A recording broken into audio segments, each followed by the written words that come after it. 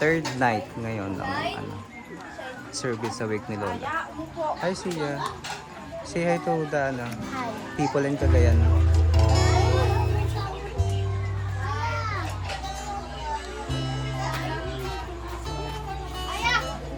Magandang dalaga, anak na mamiling. Anak na tiging-ding.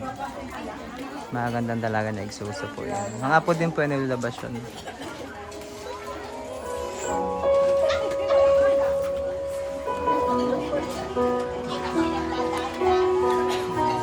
Saan kaya ito maganda siya? Diyan nga ako siya. Ako nagbi-video.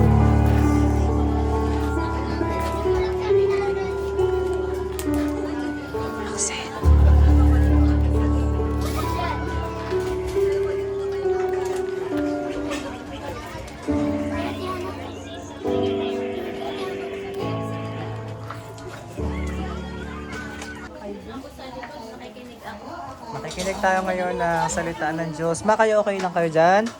Tara dyan sa labas. Rinig naman ano. Ba't parang humina ang speaker? Kagabi malakas eh.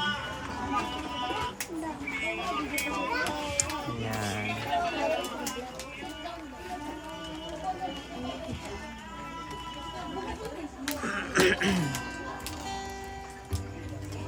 Yes, Lord. Hallelujah.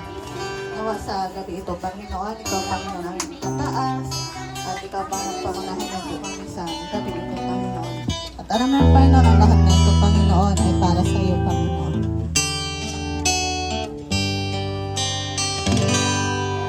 Sapagkat ngayon na lamang ang pagsinta ng Diyos sa sanlibutan at sa lahat ng tao sa mundo.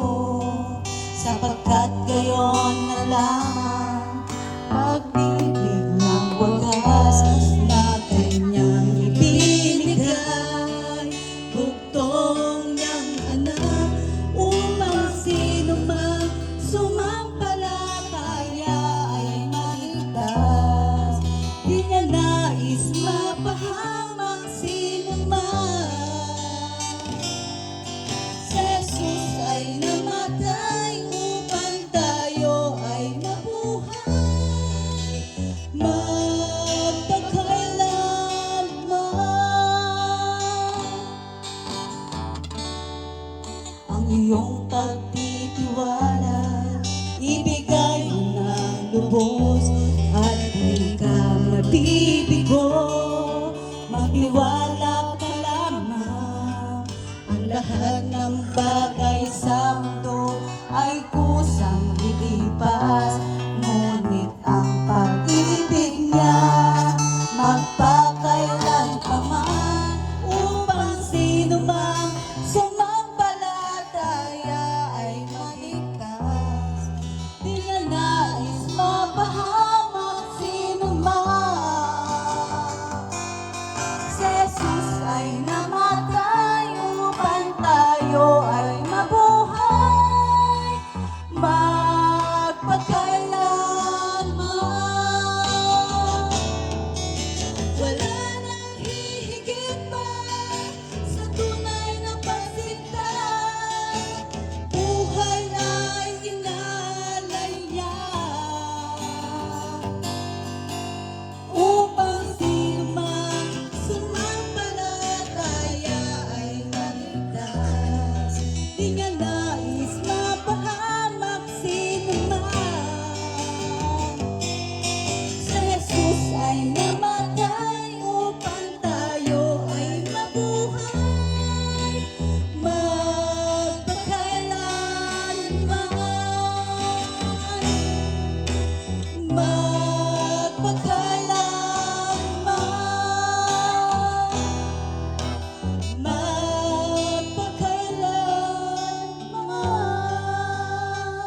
Kaya tawagan po si Pastor na mag-open prayer sa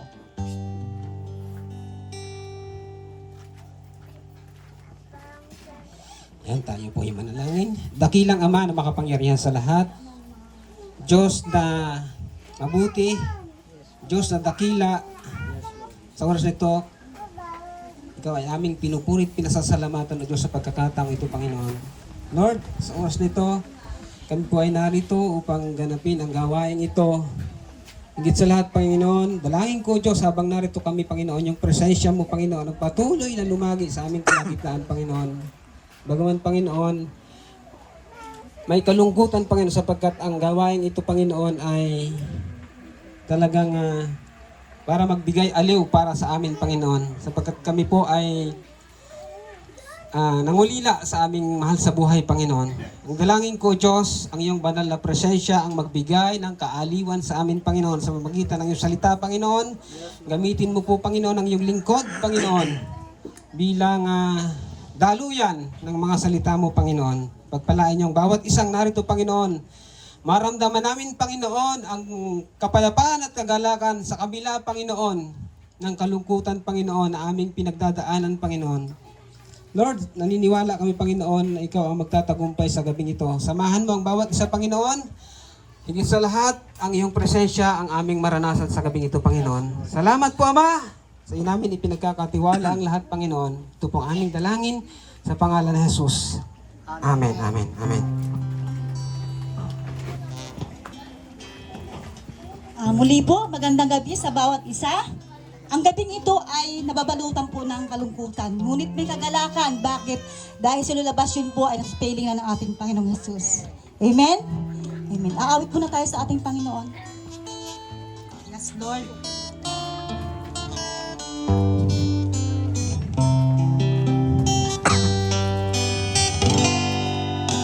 Ikaw lang ang pag-asa ko, aming ikaw ang buhay ko, Jesus. Kahit ako'y nangangamba, basta't ikaw ang kasama, panatag na, yes Lord. Kahit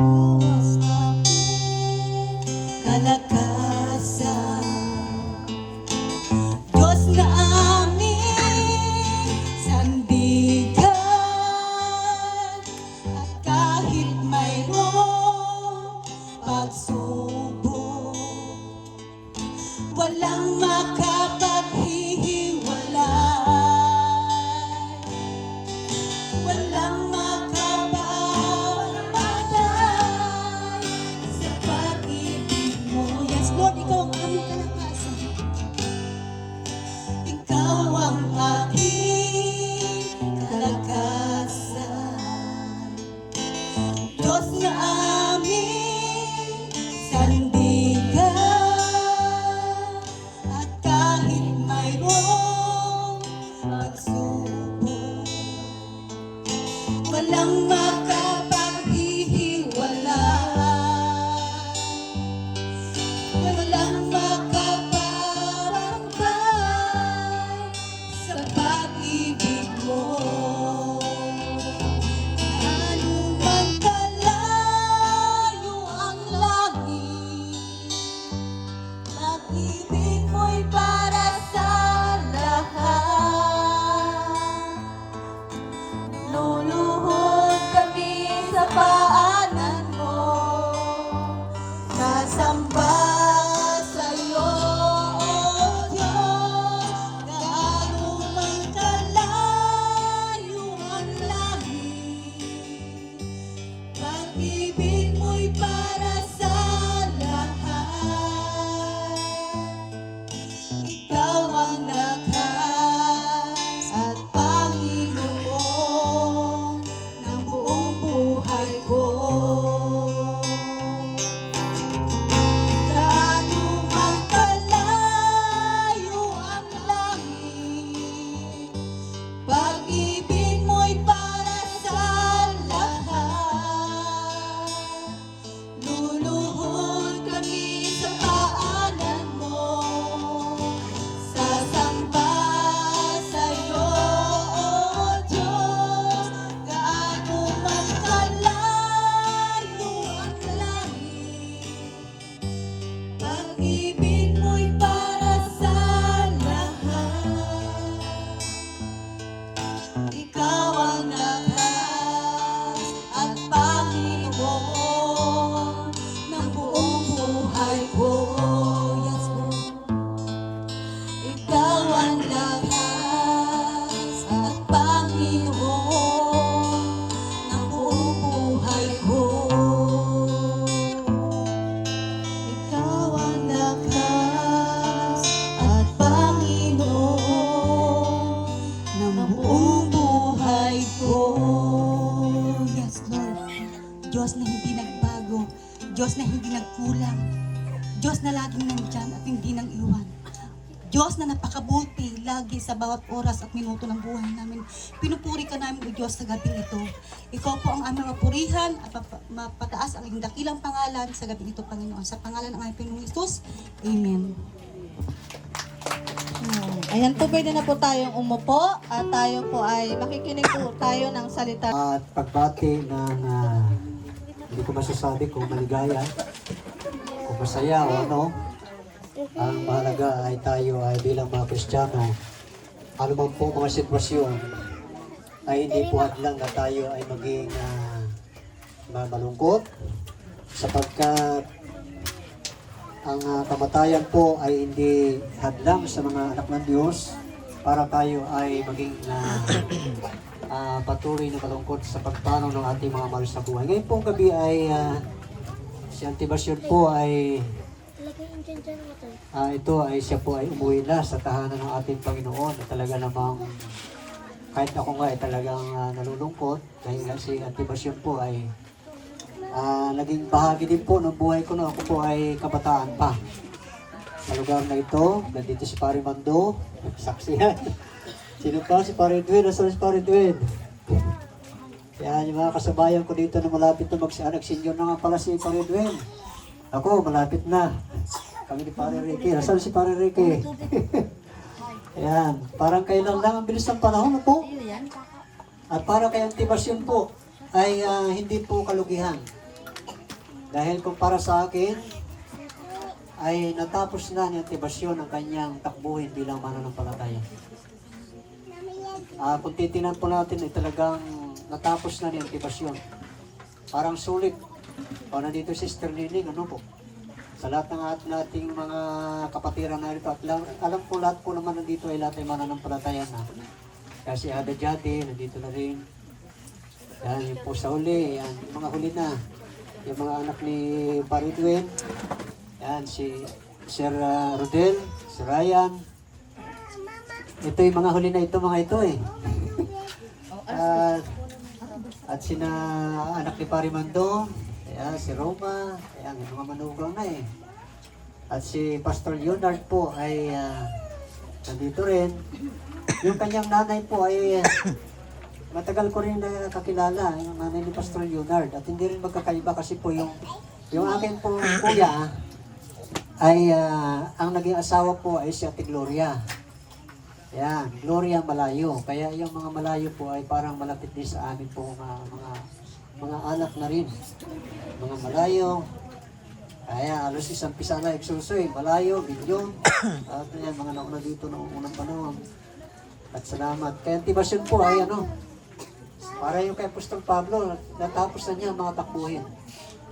Kaya salip na tayo malungkot, dapat tayo magsumikap para pagdating ng panahon, ay muli-muli po tayo magpangipangita doon, yung mga nauna sa atin. Sino nauna? Si Uncle Rohing. Marami na nauna, si Pastora Jocelyn Malayo. At yung aking nanay, si Nanay Sitang, na matagal din kami tumira dito. Mga pamilya ng mga Rohero. Nandiyan pa ba si Uncle Torio? Nandiyan na? Wala pa, no? Kagabi nandito. Kagabi nandito na po. Ngayon lang po kami nakarating kasi po busy kami nitong nakaraan at sunod-sunod ang mga gawain po ay nagkataon ngayon talaga ang schedule namin pupunta rito ay si Sister Maling naman nagpunta sa bahay at kami raw ang naka-schedule dito. Ay talagang tama-tama, no? Tama-tama. Purihin ng Panginoon. At naggawain na po yata kayo kagabi. At nagsabi si Bishop na kami naman daw ngayon. So, pagkamat wala si Bishop, ay tuloy po ang gawain ng Panginoon ngayong gabi. Salamat sa Panginoon sa buhay ng Antibasyon. Ilang taon na ba siya ngayon? 83. Ayan, at talagang hindi kalubihan. Nais ko lamang pong magbasa ng salita ng Panginoon dito po sa aklat ng mga awit. Dito mo natin kukunin. Awit chapter 90 sa verse 3 hanggang 12. Ako po ang babasa nito eh. Sabi po rito, yung taong nilikha mo'y bumabalik sa labok. Sa lupa ay nagbabalik kapag iyong iniutos. Ang 1,000 mga taon ay para bang isang araw. Sa mata mo, Panginoon, isang kisap mata lamang. Isang saglit na magdamag na ito ay dumaraan. Verse 5, mga tao ay pumapanaw na para mong winawalis. Parang damo sa umagang tumubo sa panaginip. Parang damong tumutubo na may taglay na bulaklak. Kung gumabi, nalalantat, bulaklak ay nalalagas. Sa tindi ng iyong galit, para kaming napupos sa simbuyo ng galit mo'y lubos kaming natatakot. Yaong aming pagsalangsang, sarap mo'y nahayag, lihim naming kasalanan. Kita mo sa liwanag. Verse 9, sa kamay mo'y magwawakas yung hawak naming buhay. Parang bulong lamang itong dumaraan. Buhay namin umaabot na 70 taong singkat. Minsan na may umaabot ng 80 kung malakas. Yung buong buhay namin sakbibi ng dusa at hirap. Pumapanaw pagkatapos dito sa isang maliwanag. Ang lakas ng iyong galit, sino kaya ang tatarok? Sino kaya ang susukat niyong ibubong ang takot? Verse 12, ito ang pinakang susunod talata natin. Yamang itong buhay namin may klilang na panahon, itanim sa isip namin upang kami ay dumunong. Saglit tayo magsiyoko at tayo dumulog sa presensya ng Panginoon. Hilingin natin ang gabay ng Diyos ngayong gabi. Dakila namin Panginoon, sa oras na ito ay muli kami humihiling na yung gabay sa gabing ito, Ama. Na patuloy naming maintindihan, Panginoon, ang mensahe. Salamat ngayong gabi sa mga salita mo pong aming pagbubulay-bulayan sa pangalan ng aming Panginoong Hesus. Amen and amen. Nariyan pa mo ba kayo? Tama-tama si Antibasyon po ay Pasko. Pero may yung kanyang pag-uwi sa Panginoon ay talagang taong Pasko. Hindi tayo masyadong malungkot, ano? Dahil nga Pasko na ibig sabihin Christmas, ay ang Christmas ay talagang ito yung buhay na kung saan ay napakahalaga na maintindihan natin na ito yung araw na bagamat wala sinabi sa Biblia na yung kaarawan ng Panginoon ay December 25 ay tinawag itong taglamig. Ay December po ay taglamig. Bagamat wala talaga sinabi sa Bible na December 25 ay tinawag na ito. Kaya ito ay ating naging kinagisnan na tuwing December ay meron po tayong Christmas celebration. Kaya salamat sa Panginoon. Batiin mo yung katabi. Merry Christmas, kapatid. Yan. Sabihin mo ulit, anong regalo mo sa akin? Masaya mga ninong, mga inaanak ngayon. Oh. At ang regalo naman ni Antibasyon sa Panginoon ng kanyang buhay, umuwi na sa Antibasyon. Ngayon po, sa ating binasa, sabi rito sa ating binasa, sabi niya, yamang itong buhay namin, may klilang na panahon. Itanim sa isip namin upang kami ay dumunong. Maiba naman for tonight, medyo matamis naman ngayon. Kagabi kasi ay maalat, so ngayon matamis naman. Sinugno, sarap. Okay. Nagre-ready na para bago matapos, malamig na ang sinugno. Okay. Keep ka dito. Binigay niya, for God so loved the world that He gave His only begotten Son. Bigatin. Pag sinabing bigatin, talagang matindi. Bigatin talaga. Oo. Bakit? Sapagkat bigatin din ang ating mga problema. Bigatin ang ating mga kasalanan. Kaya ang pinagkaloob ng Panginoon, bigatin din. Ano yun? Hindi kaya. Kayang tumbasan ang sandamukan na kasalanan ng bawat tao sa mundong ito.